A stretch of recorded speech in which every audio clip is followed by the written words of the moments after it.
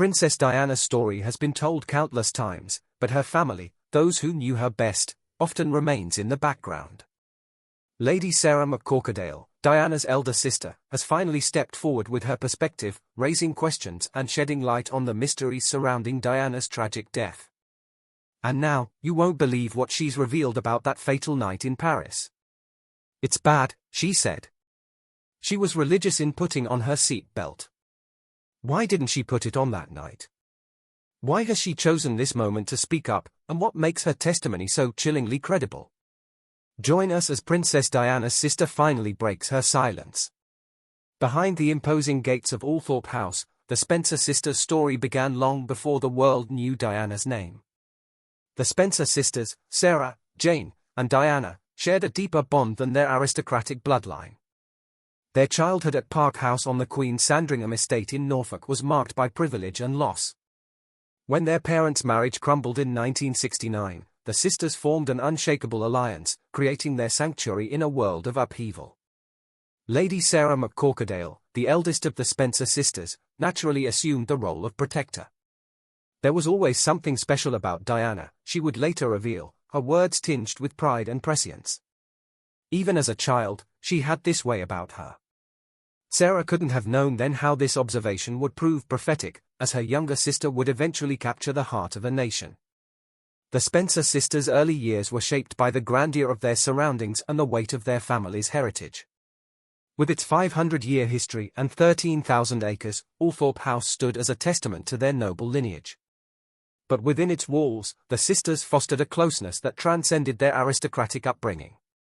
The sisters' education at Westheath School further cemented their bond. While Sarah excelled academically and Jane maintained a quiet dignity, Diana struggled to find her place. Yet Sarah's protective instincts toward her younger sister grew stronger during these years. She witnessed Diana's vulnerability but recognized her unique ability to connect with others. As the girls matured, their relationships evolved. Sarah's strong personality and outspoken nature contrasted with Jane's reserve and Diana's growing charisma. Yet beneath these differences lay an unshakable loyalty that would prove crucial.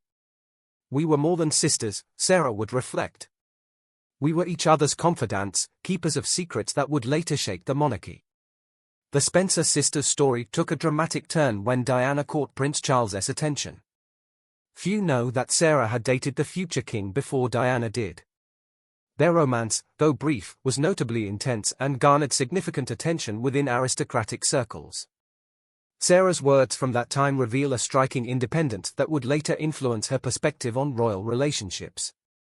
"I wouldn't marry him if he were the dustman or the King of England," she famously declared to a magazine, showcasing the frank honesty that would eventually end their courtship.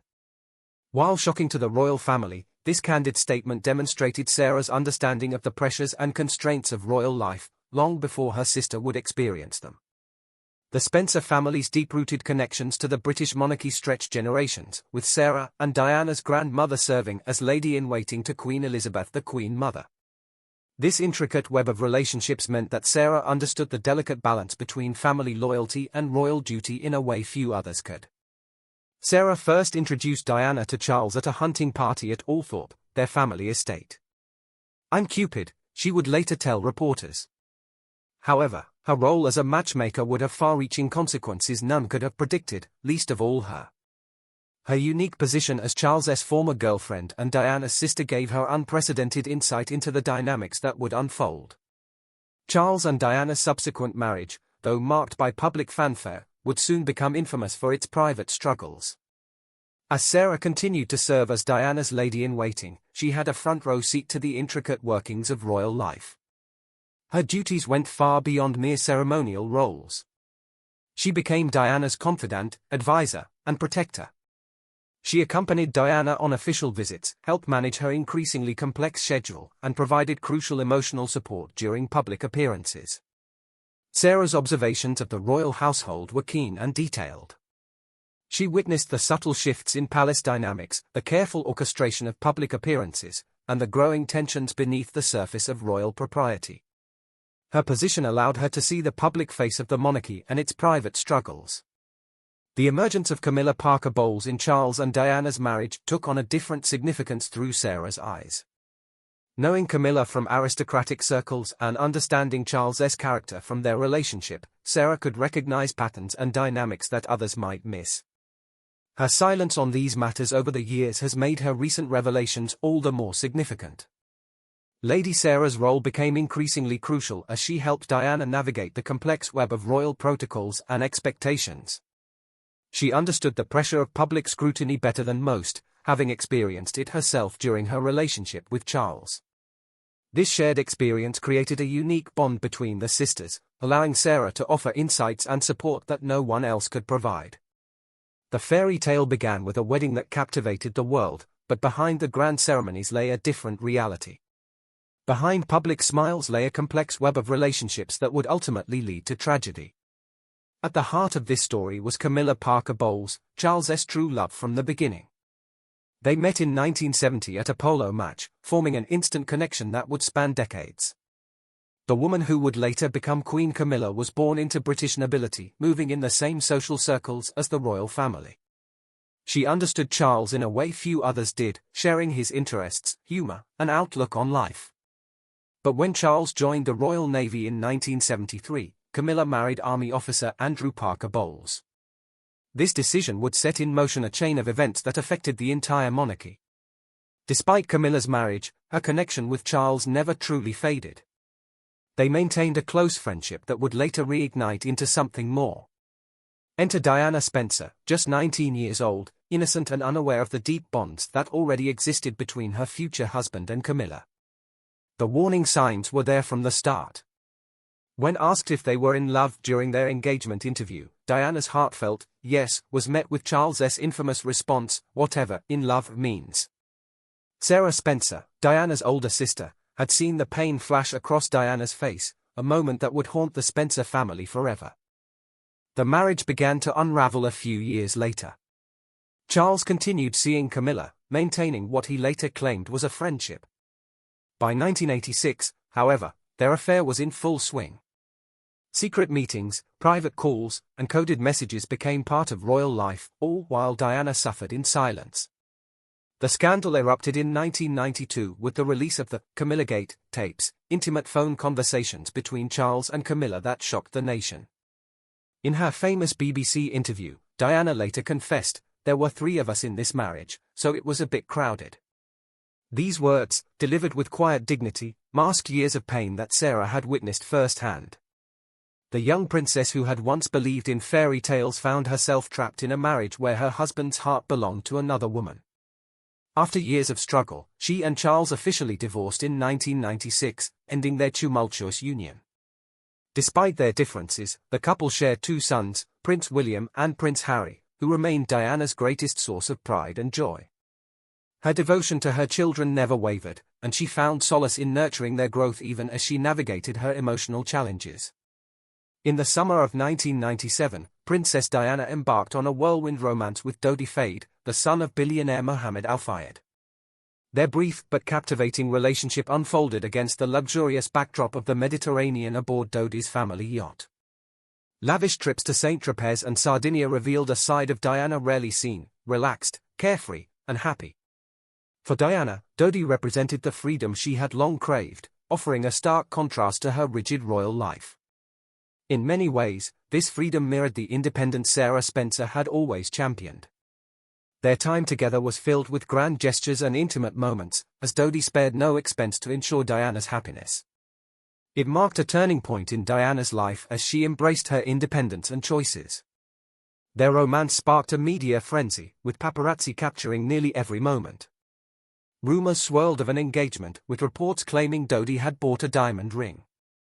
Friends described their bond as passionate, with Dodi offering Diana a sense of security and joy she had been missing in her previous relationships.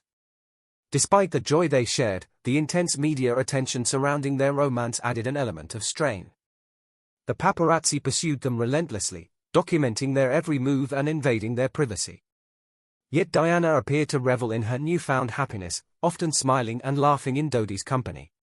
Tragically, their story came to an abrupt and devastating end. On August 31, 1997, Princess Diana and Dodi Fayed were spending a brief holiday on the French Riviera before returning to London. Their stopover in Paris was meant to be short, with plans to stay at the Ritz Hotel for just one night. The day began calmly, with Diana in high spirits, calling her sons while Dodi selected a gift for her at a jewelry store. Dinner plans at Chez Benoit were altered due to paparazzi, and they instead dined privately at the Ritz before retreating to their suite. At 12:15 a.m., they decided to leave the hotel, with Henri Paul, the deputy head of security, driving them in a Mercedes-Benz S280. Pursued by photographers on motorcycles, they sped through Paris and entered the Pont de l'Alma tunnel, where Henri Paul lost control of the car and crashed into a concrete pillar. Dodi and Henri Paul died instantly. What many don't know is that Diana remained alive for several hours after the crash. Emergency workers spent nearly an hour trying to stabilize her at the scene before transporting her. Following French emergency protocol, they tried to treat her injuries on site rather than rushing her to the hospital, a decision that would later be questioned. When Diana finally arrived at Pitié-Salpêtrière Hospital, doctors fought desperately to save her life. They attempted cardiac massage and even operated to repair her torn pulmonary vein, but the internal damage was too severe. At 4 a.m., they began direct cardiac massage, but despite their efforts, Princess Diana was pronounced dead at 4:53 a.m. on August 31, 1997. In 1997, a family's silent struggle unfolded for the Spencer family. The night of the accident had become an exercise in helpless frustration as they watched a false narrative play out on international television. Lady Sarah McCorquodale received the first call shortly after the crash. The initial details were sparse, but through family connections, the Spencers quickly learned the devastating reality of the situation.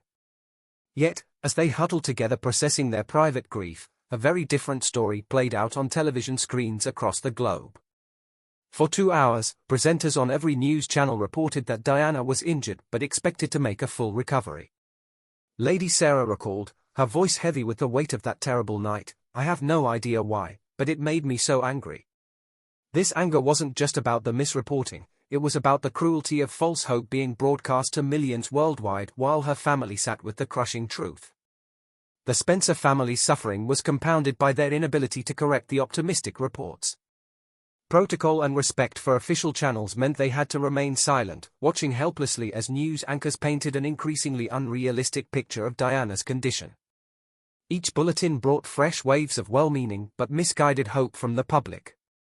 At the same time, the family grappled with their private knowledge of the truth. Diana's brother, Earl Spencer, initially thought the accident was minor. "I was told it was just a bump," he remembered. The escalating series of phone calls that followed traced the family's journey from concern to devastation. Lady Jane Fellows, another of Diana's sisters, made the calls, gradually revealing the gravity of the situation to various family members. The contrast between public perception and private reality became almost unbearable. While the world still believed in recovery, the Spencers were already beginning to grapple with funeral arrangements and the protection of Diana's sons, William and Harry. Protocol and propriety tied their hands, forcing them to watch as millions were led down a path of false hope. The media's mishandling of those crucial hours left deep scars on the family. Lady Sarah's anger wasn't just about the incorrect reporting but about the additional trauma it created for everyone who loved Diana. The family had to process their grief while knowing that millions would soon face the shock of learning that the initial reports of recovery were tragically wrong. As co-executor of Diana's will and president of the Diana, Princess of Wales Memorial Fund, Lady Sarah has carried the weight of knowledge that few others possess. After years of silence, she is now choosing to speak out. Her revelations are particularly disturbing because of the meticulous detail she provides about security protocols that were inexplicably abandoned that night. Diana always had specific security arrangements, Lady Sarah explains, procedures that had protected her for years. But that night, everything was different. The choice of Henri Paul as the driver stands out as a glaring deviation from standard practice. Paul, who served as deputy head of security at the Ritz Hotel, had not been vetted through the usual channels. Diana's regular security team would never have allowed such a hasty arrangement. The normal procedure was to have thoroughly screened drivers, especially for nighttime journeys, she reveals. This basic protocol was completely disregarded. Even more troubling are the events leading up to the fatal drive. Lady Sarah describes how the usual security sweep of the planned route was never conducted. For years, every journey Diana took was carefully planned, and routes were checked in advance. That night, they left without any preparation, taking an unplanned route through Paris. The timing of Sarah's revelations is significant when considered alongside newly uncovered documents she discovered while managing Diana's estate. These papers reveal Diana's growing concerns about her safety in the months leading up to her death.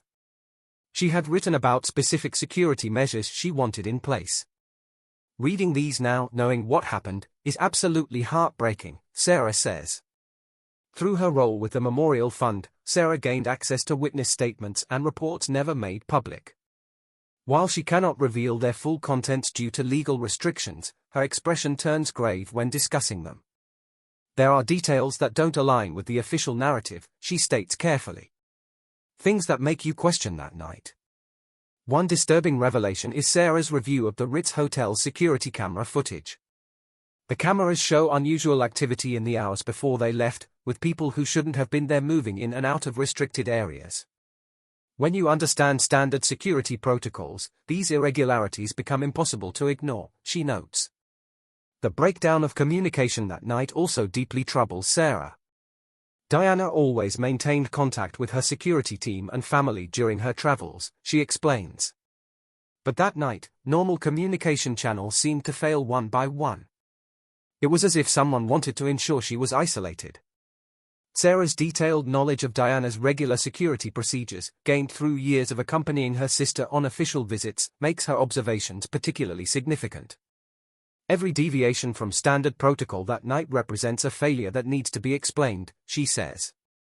Decades after the tragic event, Sarah's decision to speak raises questions.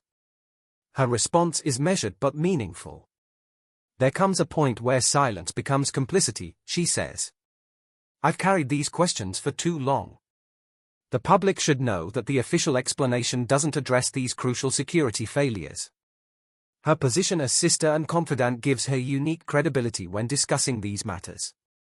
Her intimate knowledge of Diana's habits and procedures makes her observations about that night's irregularities particularly significant. The more you examine the events of that night, the harder it becomes to accept them as mere coincidence, she admits through tears. Lady Sarah's revelations come at a time when new information about Diana's final years continues to surface. Her words paint a picture of a woman who was careful, conscious of security, and unlikely to take unnecessary risks. This makes the circumstances of her death all the more suspicious. Sarah's understanding of royal relationships was deeply personal and nuanced, shaped by years of first-hand observations and intimate family connections. She had witnessed the evolution of Charles and Camilla's relationship from its early days. As Diana's sister, she had a front-row seat to the gradual deterioration of Charles and Diana's marriage and the growing influence of Camilla Parker Bowles. Sarah saw firsthand the emotional toll Camilla's presence had on her sister. For Sarah, Camilla was not just an outsider, she was a symbol of everything that had gone wrong within the royal family. From the moment Camilla entered the picture, Sarah observed how her sister's life seemed to be overshadowed by a woman involved in an extramarital affair who also wielded increasing influence over the future of the royal family. In many ways, Sarah's relationship with Camilla was one of silent disdain, rooted in the unfairness she saw in how Diana was treated. Unlike the public image of Camilla, often masked by the veneer of royal decorum, Sarah saw her as manipulative and self-serving. She believed Camilla had quietly maneuvered her way into the heart of the royal family, chipping away at Diana's marriage and the family's unity. The long, drawn-out nature of the affair left Diana vulnerable, and Sarah often blamed Camilla for the deep emotional scars left on her sister. The tension between Diana and Camilla became increasingly apparent at various social events, where Sarah observed subtle power plays and unspoken rivalries. The infamous Hambledon dinner party in 1989 marked a dramatic climax in this complex triangle. Diana, long suspecting Charles's continuing relationship with Camilla, confronted her rival directly. Sarah was present when Diana, breaking royal protocol, approached Camilla and said she knew exactly what was happening. This confrontation, later described by Diana to her biographer Andrew Morton, became a defining moment in royal history. Sarah saw her sister, typically reserved in public, stand up not only for herself but for the future of her family. This public confrontation was not merely a moment of emotional release for Diana. It signaled a broader shift in Sarah's perception of Camilla as a manipulative and destructive force within the royal family. This event didn't just mark a personal breaking point, it signaled a fundamental shift in the dynamics of the royal family and Sarah's enduring grief over her sister's life and tragic death. In how Diana would navigate her role within the royal family, the aftermath of this confrontation reverberated through royal circles, creating deeper divisions and alliances that would influence relationships for years to come. Sarah's resentment towards Camilla has remained palpable, even as she has largely stayed silent about her role and implication in her sister's life and demise. While some tabloids have sensationalized her words with phrases like, "Camilla killed her," there is no clear evidence that Sarah ever made such an accusation. However, the insinuation is powerful, and the timing of Sarah's revelation speaks volumes.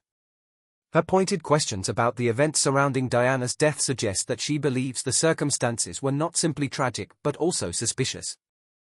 The emerging details of Sarah's thoughts on the situation hint at deeper, more personal concerns. She does not accuse anyone directly, but her words suggest that the power struggles she observed within the royal family, particularly Camilla's growing influence, may have played a larger role in Diana's tragic end. Sarah's statement, "There are questions that still need answering, and someday those answers will come to light," carries the weight of a family member who has seen more than most. It is clear that Sarah's lingering doubts are not just about the night of Diana's death but about the influence Camilla may have wielded over her sister's life and the royal family's decisions in the years leading up to that moment. What do you think about Sarah's revelations, and why do you think she chose this moment to speak up after all these years?